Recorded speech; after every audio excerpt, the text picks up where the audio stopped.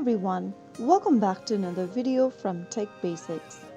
In this video, we will be learning how to change password on your ShibBob account. So without wasting much of our time, let's dive into the video.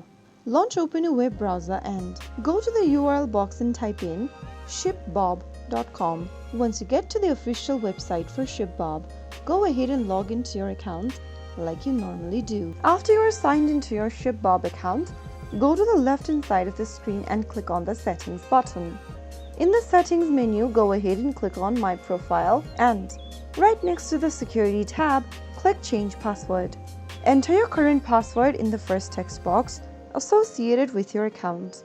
Now enter your new password on the next field, confirm the password by re-entering it again, and finally click Save at the bottom right in order to change your password for ShibBob. Now that is how you will be able to change your ShibBob account's login password.